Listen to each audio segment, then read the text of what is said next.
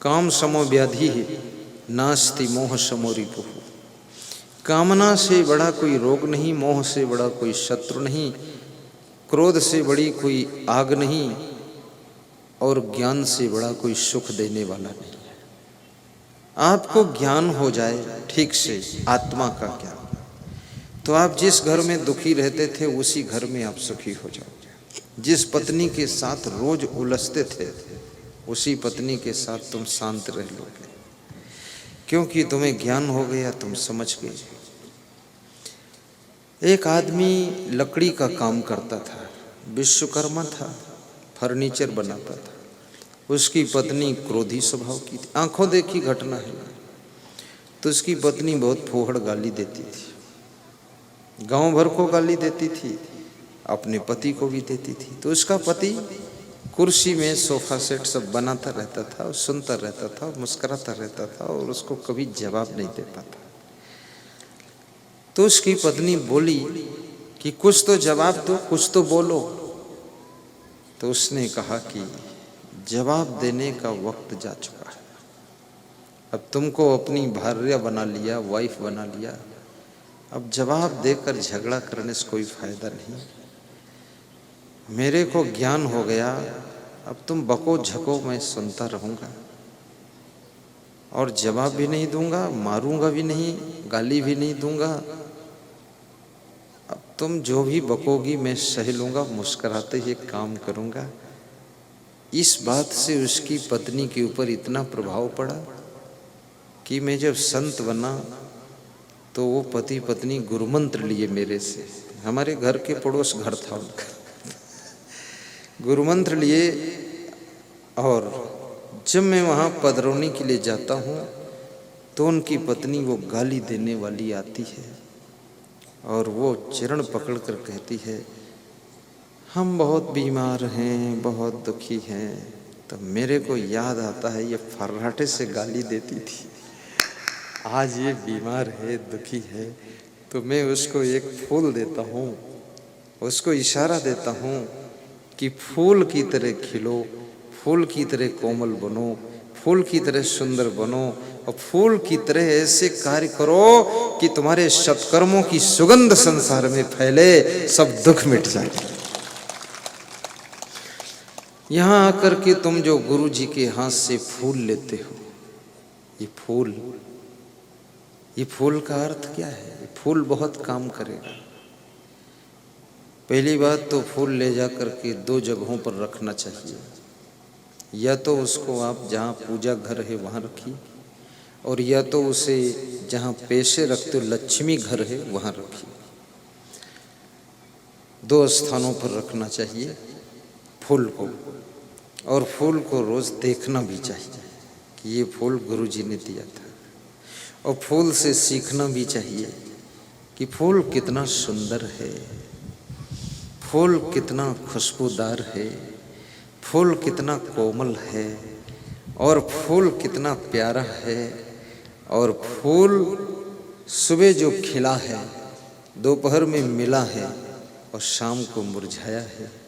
फूल सिखाता है कि जन्म होगा, जवानी होगी, बुढ़ापा होगा, एक दिन मुरझा जाओगे, मौत भी होगी। जिंदगी मौत का ज्ञान फूल दे देता है। फूल से सीखो। और फूल में बड़ी मजे की बात है, जिसने फूल के पौधे को लगाया है उसको भी सौंदर्य देता है, खुशबू देता है। और जो फूल के पौधे में पानी डालता है, गोबर डालता है, उसको भी खुशबू देता है। और जो उसे तोड़ता है उसको भी खुशबू देता है। जो माला गूंथता है उसको भी खुशबू देता है। जो माला खरीदता है उसको भी खुशबू देता है। और जो माला गुरुजी को पहनाता है उसको भी खुशबू देता है। और गुरुजी माला पहनते उनको भी खुशबू देता है। और जो गुरुजी के गले से माला निकालता है उसको भी खुशबू देता है। उस माला को उठाकर उधर रखता उसको भी खुशबू देता है। उस माला को उठा करके व्यास गादी पर जो फिर से सजाता है वो हरीश दास, कृष्णा दास, सोदकर दास और ब्रजपाल दास आदि दास उसको फिर से खुशबू देता है और फिर उठाकर उधर डालते तब खुशबू देता है। वहाँ से गाड़ी सजाते हैं तो उनको भी खुशबू देता है, और गाड़ी सुबह जो धोता है वो सुबह खुशबू देता है, और उसको निकाल कर साइड में कचड़ा समझकर फेंकता है तो भी खुशबू देता है। मरते दम तक ये फूल खुशबू देता है। मरते मरते भी दुनिया में सुगंध फैला जाओ, कुछ अच्छा करके चले जाओ। ये दारू मत पीना, जुआ मत खेलना। दिवाली आ रही है, कितने लोग दिवाली में जुआ खेलते हैं। ये जुआ खेलने का त्योहार नहीं है, ताश खेलने का पर्व नहीं है। सोई सेवक प्रीतम मम सोई, मम अनुशासन मानई जोई। वाह। सोई सेवक प्रीतम मम सोई, मम अनुशासन मानई जोई। बड़े भाग्य पाइय सतसंगा, नहीं प्रयास होई भवभंगा। बड़े भाग्य मानुष तन पावा, सुर दुर्लभ सद्ग्रंथन गावा। साधन धाम मोक्ष कर द्वारा, पाए न जेहि पर लोक संवारा। बहुत अच्छी चौपाइया है। अरब खरब लो द्रव्य हो। हाँ गा दो आप, पूरा करो, 3 बार गा। अरब खरब लो द्रव्य हो, उदय अस्त लो राज। भक्ति महात्म ना तुले, ये सब कौने काज। अरब खरब लो द्रव्य हो, उदय अस्त लो राज। भक्ति महात्म ना तुले, ये सब कौने काज। अरब खरब लो द्रव्य हो, उदय अस्त लो राज। भक्ति महात्म ना तुले, ये सब कौने काज। संत कबीर कहते हैं, भक्ति को तराजू के एक पलड़े पर रख दिया जाए और तराजू के दूसरे पलड़े पर विश्व की संपत्ति को रख दिया जाए,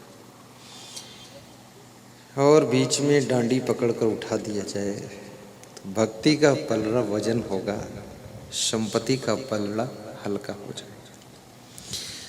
आपने देखा होगा 1000 करोड़ की संपत्ति का मालिक व्यक्ति भी आत्महत्या करता है। 1000 रुपये भी हमारे किसी भगत की जेब में नहीं है, फिर भी हंसता हुआ जिंदगी जी रहा है। ये भक्ति की ताकत काम कर रही है। 1000 करोड़ बहुत हो, अपन तो सुन सकते हैं, उसका तो दर्शन हुआ नहीं। जिस समय देश में नोटबंदी हुई तो गरीब लोग बहुत खुश हुए कि चलो सब हमारे बराबर हो तो गए, कम से कम अपने को कुछ मिला नहीं मिला लेकिन इनका निपट गया, ठीक है। बहुत मजा आया लोगों को। हमारा एक संत कह रहा था, अब जिनके पास नोट ज़्यादा है वो हो सकता है आश्रम में कुछ दान वान करें। तो हमने कहा, अरे ये कंजड़ लोग दान नहीं करेंगे, नोट काट कर सड़क पर फेंक देंगे, लेकिन दान देने का इनके पास दिल नहीं है। दान हर व्यक्ति नहीं कर सकता है, क्योंकि दान वही कर सकता है जो व्यक्ति लोभ को मार सकता है। लालच पैसा निकलने नहीं देता है। अभिमानी प्रणाम नहीं कर सकता है, क्योंकि अभिमान झुकने नहीं देता है। मोही घर नहीं छोड़ सकता है, क्योंकि मोह घर से बाहर जाने ही नहीं देता है। कामी पुरुष कभी त्यागी नहीं हो सकता है, क्योंकि वासना उसको त्याग में जाने ही नहीं देती। और क्रोधी व्यक्ति कभी भी शांति नहीं पाता है, क्योंकि उसका क्रोध आकर के शांति को जलाकर राख कर देता है। और बार बार गलती करने वाला कभी सम्मान नहीं पाता है। चालाकी छल कपट करने वाला कभी प्रतिष्ठा नहीं पाता है। ईमानदारी, वफादारी, जिम्मेदारी से काम करने वाला, वफादारी का मतलब क्या होता है? वफादारी का मतलब जिसके पास तुम काम करते हो उसको धोखा ना देना, ये वफादारी है। देश के प्रति वफादारी, घर के प्रति वफादारी, परिवार के प्रति वफादारी, आश्रम के प्रति वफादारी। गुरुदेव की सेवा में हो तो गुरुदेव के वफादार सेवक बनो। पुलिस में सर्विस करते हो, वफादार जवान बनो। वफादारी बहुत बड़ी चीज है। और वफा को तो लोगों ने रफा दफा कर दिया, बेवफा हो गए। बहुत खतरनाक लोग हैं। कहावत है, उसी थाली में खाते हैं उसी में छेद करते हैं। बड़े बेईमान लोग हैं। माल भी उड़ाएंगे, तुम्हारी निंदा भी करेंगे, तुम्हारा ही काट करेंगे। तुम उनको कहोगे भाई साहब, वो अंदर अंदर तुम्हारा सारा खेल बिगाड़ रहे हैं। बहुत चंडाल खोपड़ी है। परोक्षे कार्य हंतारम प्रत्यक्षे प्रियवादिना वर्जेत तादृशम विषकुंभम पयो मुखम। जो पीठ पीछे तुम्हारे समस्त कार्यों को बिगाड़ने की योजना बना रहा है और मुंह के सामने वाह वाह करता है, कहता अरे आप जैसा कोई नहीं, धन्य हो। और ऐसे चुपके चुपके चुपके चुपके तुम्हारे सिस्टम को ध्वस्त करना चाहता है। उसके लिए चाणक्य ने कहा है, वर्जित तादृशम विषकुंभम पयो मुखम। उस व्यक्ति को ऐसे त्याग करना चाहिए जैसे दूध घड़ा कोई है, उसमें जहर भरा हो और उस घड़े के ऊपर मुख के पास में दूध भरा हो। तो दूध समझकर उसको पी मत लेना, क्योंकि दूध 1 गिलास है, जहर 20 गिलास उसमें भरा है, मर जाओ। मुंह पर दूध है, ऐसे इसके मुंह में मीठी बातें हैं, लेकिन इसके अंदर जहर भरा है। ये तुम्हारा विनाश करना चाहता है। ऐसे चापलूस और ऐसे चंडाल, ऐसे बेईमानों को समझो और इन चंडालों से बच के रहो। या तो इनको त्याग दो या तो इनको हटा दो। ऐसा नौकर भी नहीं रखना चाहिए, कर्मचारी भी नहीं रखना चाहिए, और ऐसी बहू को भी नहीं रखना चाहिए। उसको विदा करो। तलाक कोर्ट में जाकर लिखा पड़ा, अगर 1 डबल बेड दिया है 2 डबल बेड वापस कर दो, नया खरीद के कि ले जा, 1 गोदरेज और देता हूँ, अब इधर से दहेज ले जा, पर छुट्टी दे चंडिका देवी। ये घर को बर्बाद करना है। मर मिटे सास ससुर और सब पूर्वज, घर संभालते संभालते कोई इस बात का ख्याल नहीं करता है। दूसरे के कार्यों को भी देखो। तुम्हारे गुरु ने आश्रम बनाया है, सिस्टम खड़ा किया है, उनकी मेहनत को देखो तो सही। किस कंडीशन में, किस पोजीशन में तुम्हारे माता पिता ने घर बनाया है। तुम्हारे सास ससुर ने किस कष्ट को उठा करके ये 4 दीवारें खड़ी किया है। किस दुख को उठा करके तुमको पाला पोसा, तुम्हें रोटी खिलाया। एक आदमी मुझे साधु मिला तो रो रहा था, तो हमने कहा क्यों रोते हो? बोले घर की याद आ गई आपके सत्संग से। तो हमने कहा तो घर जाओ। बोले जाए क्या, घर में थे तो वाइफ मर गई थी, 4 लड़के थे, मैं रोटी बनाता था, वो चारों रोते थे हमको लाओ हमको लाओ। रोटी बनाने के लिए आटा भी कभी कभी नहीं होता था। तो वो याद आ गई, बच्चे तड़फते थे, हम खिलाते थे और वाइफ थी नहीं, बहुत दुख उठाकर इनको पाला हूँ। अब ये जो तीसरे नंबर का लड़का है, ये ऐसा व्यवहार मेरे साथ करता है, मैं बहुत दुखी हो जाता हूँ। मैंने कहा इसका नाम क्या है? बोले इसका नाम राम गोपाल है। नाम राम गोपाल बना हुआ है पूरा रावण गोपाल। मूर्ख, ये तो समझो तेरे बाप ने कितने दुख उठाया है। अगर वो थोड़ी लापरवाही, कोई माँ बाप थोड़ी लापरवाही कर दे तो बच्चा मर जाएगा। बच्चे को बचाने की टेंशन में ये माताओं को चैन की नींद नहीं आती। बादल गरजते हैं तो ये सोती रहती हैं, पर बालक के गले में घुरघुराहट होती तो इनकी आंख खुल जाती है। ये सोते सोते भी जागती रहती हैं, सोचती रहती, समझती रहती, एहसास करती रहती। ये बादल की गरजाहट है कि बेटे के गले की घुर्राहट है। और ऐसा सोच करके जब बड़ा घोड़ा घुर्राता है, उठ करके उसकी करवट को सही करती हैं कि बच्चे की गर्दन कहीं टेढ़ी है। और ये मूर्ख माँ की गर्दन दबाता है, इसकी ऐसी तैसी कौन है? तो वो रो रहा था मेरे से, तो मैंने कहा रो मत, इसी का नाम संसार है। बहुत दुखी हुआ। पड़ोसी तुम्हें गाली दे तुम सह लोगे, लेकिन आपका बेटा गाली दे तुम बेहोश हो जाओगे, घायल हो जाओगे।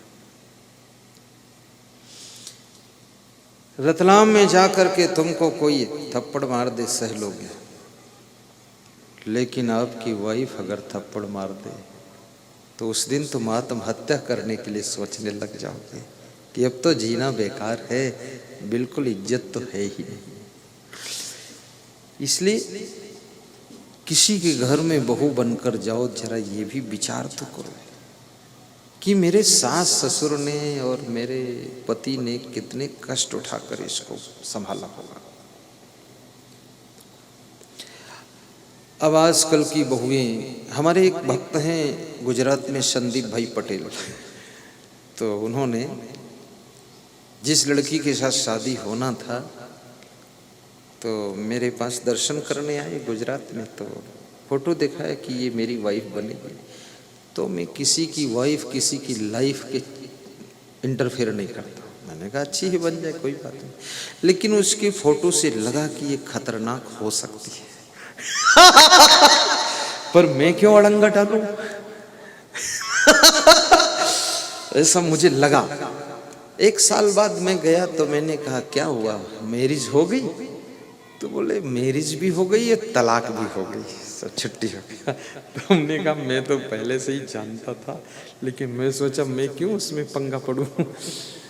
तो बोले गुरुदेव बता देते तो कुछ नुकसान ना होता। हमने कहा नहीं, किसी भी लड़की के भाग्य में बाधक नहीं बनना चाहिए, हो सकता आपके साथ निभ भी जाए। तो हमने कहा प्रॉब्लम क्या है? तो बोले वो बोलती थी कि एयर कंडीशन पूरा मकान होना चाहिए, ऐसा बोलती थी। और बोलती थी सिटी में मकान होना चाहिए और फ्लैट होना चाहिए, और जो मंगाऊं वो लेट नहीं होना चाहिए, और खाने में आमलेट होना चाहिए। मैंने कहा मैं तो आपका भक्त था तो मैं तो अंडा आमलेट खाता नहीं। मैंने कहा अरे ये क्या बकवास कर रही है। बोले भोजन वाली बनाने वाली तैयार रहनी चाहिए। तो मैंने कहा फिर? बोले मैंने पूछा तू क्या करेगी? मैं बोले खाने के लिए तैयार रहूंगी। तो बोले मैंने सोचा इसके साथ तालमेल बैठ नहीं पाएगा। अब वो लड़का और उसका माँ बाप बहुत मेहनत किया है, मैं जानता हूं उनको, 28 वर्षों से वहां जाता हूं। बहुत मेहनत किया, बहुत प्रेम उनका है। और वो लड़का छोटा था, 8-10 साल का, तब से मेरे साथ में कमंडल लेकर चलता था।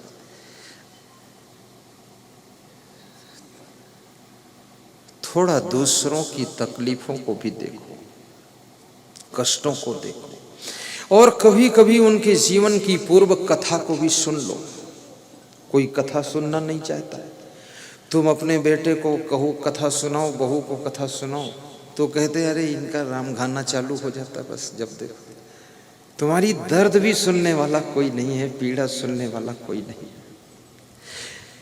और मैं ऐसा सच बताता हूँ, शुरू से लेकर के आखिरी तक किसी की पीड़ा को अगर रिकॉर्ड कर लिया जाए, टेप कर लिया जाए, या मेमोरी कार्ड बना लिया जाए, मोबाइल में रिकॉर्डिंग कर लिया जाए, वीडियो रिकॉर्डिंग कर लिया जाए, आदमी अपने शुरू से आज तक की जिंदगी का वर्णन करते करते भावुक हो जाता है, आंसू आ जाते हैं, रो लेता है। कितनी कितनी तकलीफों से गुजरा हुआ इंसान है और आज वो इस लेवल पर पहुंचा है, इसलिए कि हमारे परिवार के लोग सुखी रहे, उनके सुख। मैंने सुना है किसी गांव में एक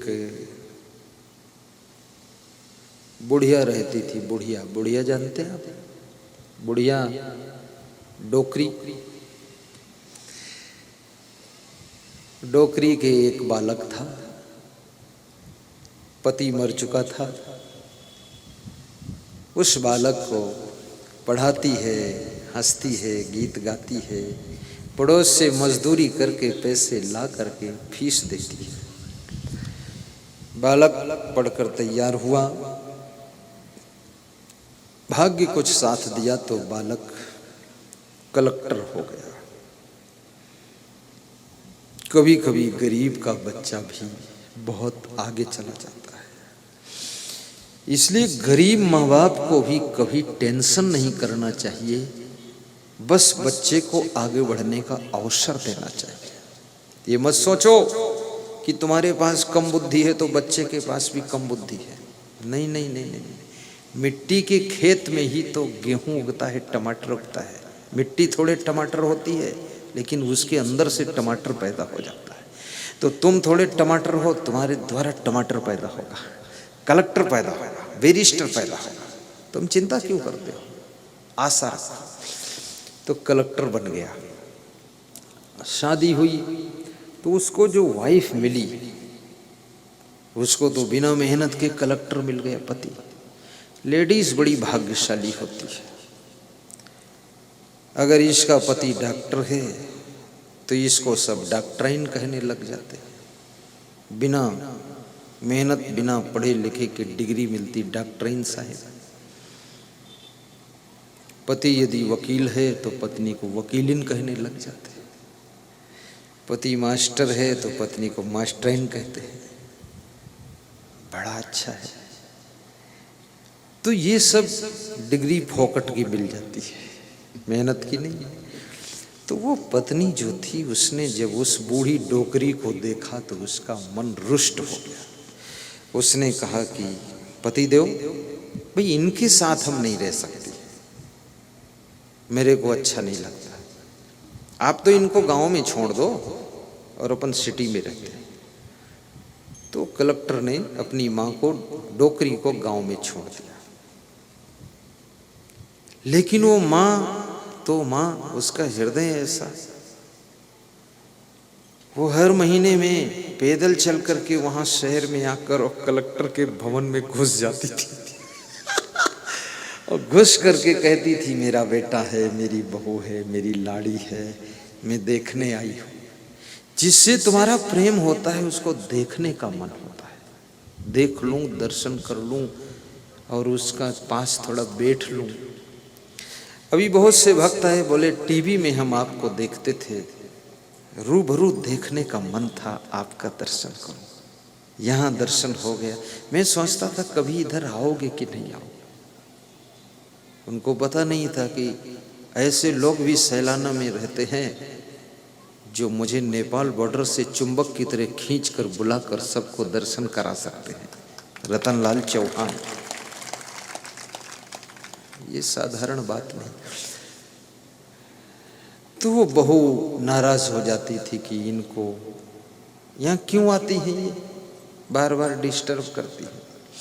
अब उस बहू को ज्ञान नहीं है कि मैं भी तो कभी डोकरी होंगी, कि हमेशा छोकरी ही रहूंगी। आज की छोकरी कल डोकरी बन जाती है। ये भी सब कभी छोकरा थे, आज डोकरा बनकर बैठे। सब बुढ़ापा आता है तो बहू ने कहा, यहां बार बार मत आया करो। तो सासू ने कहा कि पोता आने वाला है तो मुझे तो आना पड़ेगा, अपने पोता को देखूंगी। पोता के प्रति सास ससुर का बड़ा मोह होता है। पोता के प्रति पोता का मोह उनमें है कि नहीं है ये बात तो संदिग्ध है, लेकिन उनको बहुत मोह होता है। ये ममता बड़ी कठिन चीज है। तो कलेक्टर ने कहा माता जी जाओ तुम यहां मत आया करो, मेरी वाइफ मना करती है। जिसने लाइफ दिया उसका ख्याल नहीं है, वाइफ का बड़ा ख्याल है। जिसकी वजह से जिंदगी मिली उसको किनारे कर रहा है, कलेक्टर बना हुआ है। कितने कलेक्टर भी बुद्धिहीन होता है, रट रटा के कलेक्टर तो हो गया लेकिन बुद्धि उद्धि नहीं, मूर्ख है। अरे तू जिला डील करता है, अपनी छोटी सी फैमिली को भी ठीक से डील कर। जब एक फैमिली को, अपने माँ बाप को तू प्रेम नहीं दे सकता है तो जिले का उद्धार क्या करेगा? जिले के प्रति भी यही दुर्भावना पैदा करेगा क्या? कलेक्टर बना है, तेरे से कोई कम कलेक्टर हूं? IAS अफसर मैं खुद हूं। क्या कलेक्टर पलक्टर? जिसके पास में जो भरा नहीं है भावों से, बहती जिसमें रसधार नहीं, वो हृदय नहीं है पत्थर है, जिसमें परस्पर प्रेम प्यार नहीं है। थोड़े दिन बाद पोता का जन्म हुआ। वो डोकरी फिर पहुंच गई पोता को देखने के लिए। फिर बहू बहुत नाराज हुई, अरे इसका नजर लग जाएगा तो मेरा बेटा बीमार हो जाएगा, नहीं दिखाऊंगा। उसने कहा मैं देखूंगी पोता को। बड़ा झिका झोरी हुई, बड़ी मुश्किल से दिखाया। फिर कहा आज ही विदा हो जाओ, रात मत रहो यहाँ। चली गई रोती हुई डोकरी। सासू माँ, कलेक्टर की माँ भी रो रही है।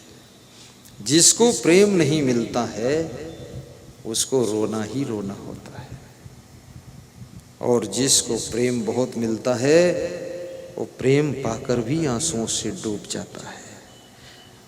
और याद रखना, जिसकी जिंदगी में सब तरफ से प्रेम है, माँ का प्रेम, पिता का प्रेम, सास ससुर का प्रेम, भाई का प्रेम, उसकी जिंदगी तो स्वर्ग है, जिसको सभी का प्रेम मिलता है।